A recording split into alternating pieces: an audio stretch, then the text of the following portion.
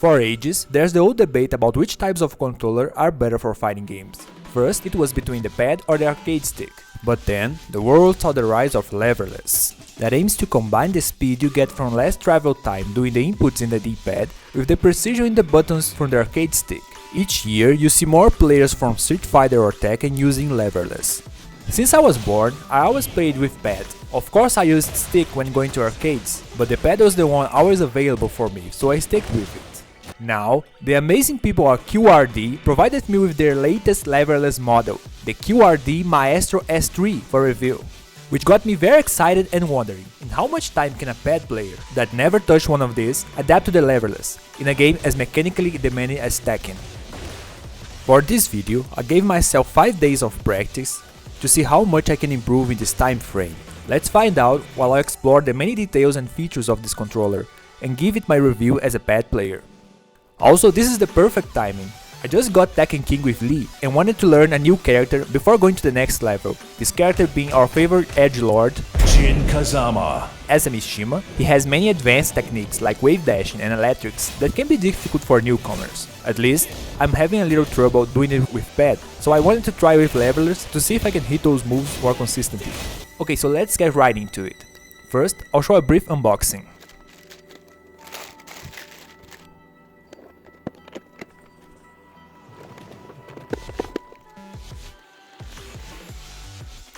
The design looks very clean and modern. I also noticed that it's very slim and light compared to those bulky old arcade sticks, and also not as big, so I can say one of the advantages of using pad for more portability is also covered by this device.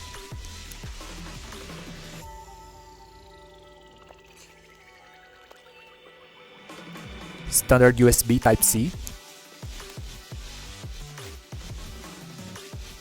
Also, there's a phone stand, so you can connect the Maestro wirelessly with a phone via Bluetooth. Attach to it and play some games on the go, as the controller also has an internal battery. Pretty cool stuff. They also got us some correlate replacement buttons.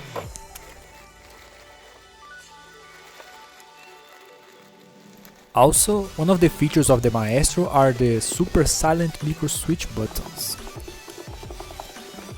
The buttons are indeed silent. There's still some sound present, but it's not that higher pitched noise you often hear with the arcade controllers. Now removing all the protectors. For a pad player with not much experience with this type of controllers, the buttons feel very good. They still have some travel distance, and with the springs, it absorbs the impact well when you're hitting hard, so it feels very comfortable for me. Oh, I forgot it has an internal battery, so I got surprised with the lights turning on. It also has a touchpad like PS controllers, but this can also function as a mouse on some devices. It also has a P2 connector for audio output. Okay, so let's plug it on as I go through some more features of the Maestro.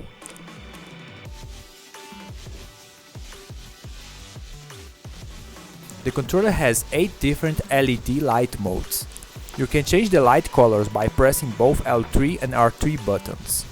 At first I wanted to keep it green to match with my PC lights, but I really like the default breathing pattern, so I'll keep that for now. Also, this controller has many more advanced features for more dedicated gamers, like 2 SOCD modes and an extra easy mode that make it easier to execute complex fighting game inputs.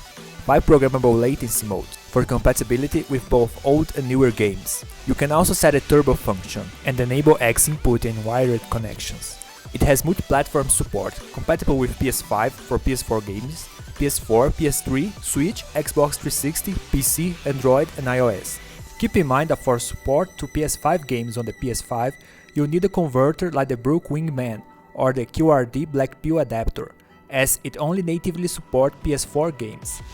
I did the research and actually, native support for PS5 games is not that common with Leverless, so you might need a converter regardless anyway. For PC players and retro gamers, this is not an issue. Okay, enough talk, let's try it out. I used this controller for 5 days, practiced my inputs in the training mode, and also did some online matches with it. In the first day I focused on relearning the basic movement, like backdash cancelling, basic combos and some electrics. I can do a fairly decent Korean backdash on the D-pad to be honest, but that came with many practice over time.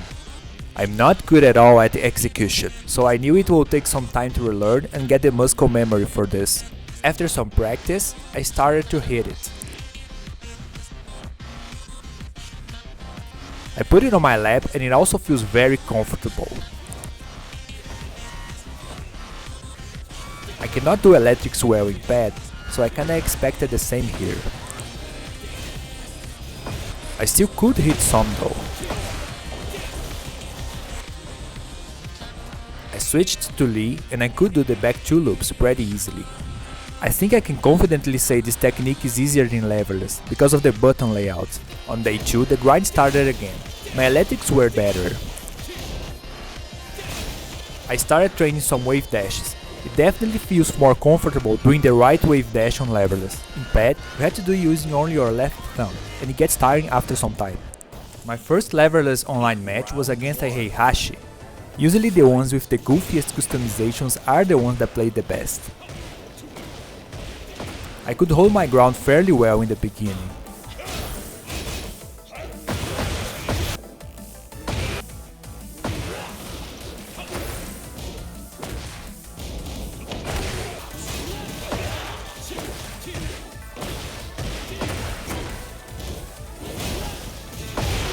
Still dropping some combos though, but as a newcomer with Jim, I also dropped this one with pad. But I could even land an electric in the match. Sadly, Mrs. Ladybug figured me out and I lost 2-1. It's okay, the customization is just too powerful. On day 3, I was doing some better combos.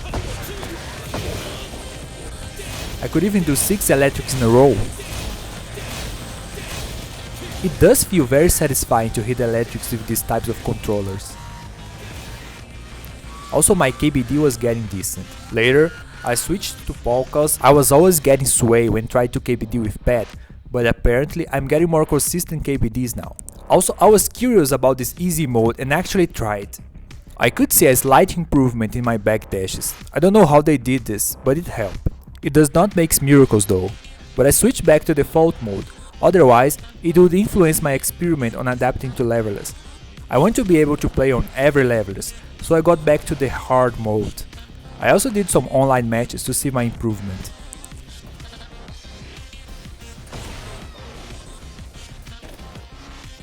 On day 4, I focused on getting Leverless experience in online matches.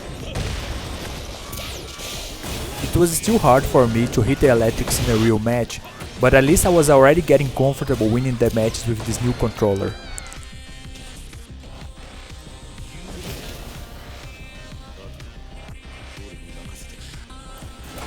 Also losing some, of course.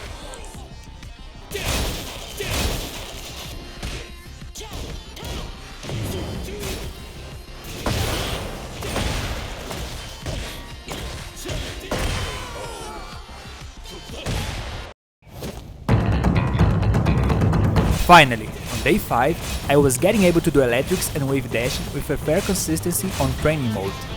And I was also starting to do it consistently on real matches. Here are some of the highlights.